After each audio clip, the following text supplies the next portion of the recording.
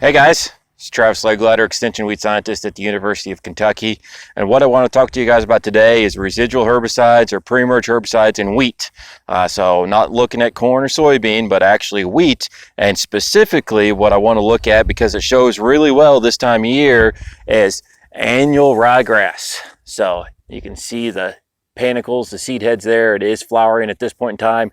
We talked about annual ryegrass a couple of weeks ago and talking about it as a cover crop, but here we're talking about it as a weed. And as weed scientist, I do consider it a weed because it is a major problem for the state of Kentucky and especially our wheat growers. We have ALS resistance, we found pinoxidin resistance, and we've also found glyphosate resistance in ryegrass in the state. And so for our wheat growers, that presents a very large challenge, and it's very competitive with wheat. You can see here we have an untreated check.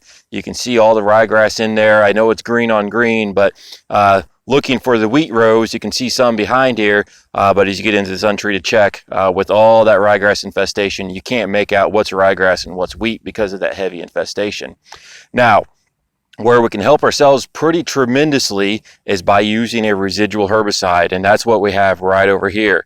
And this is Anthem Flex applied pre-emergence or at pre-application, and you can see how much cleaner that plot is, and there's been nothing else on this plot other than that Anthem Flex pre-emergence, and you can see how clean we are as compared to no pre at all or untreated. And so that speaks pretty powerfully to the power of these pyroxasulfone based products such as Anthem Flex. The other options would be Zidua or Fierce. And now there are a few escaped ryegrass plants out here, but again, we wouldn't expect our residuals to do everything for us.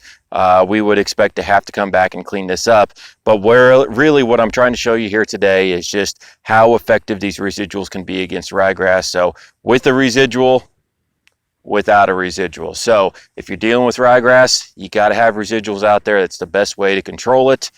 And that's what I have for you today. Until next time, thanks for tuning in.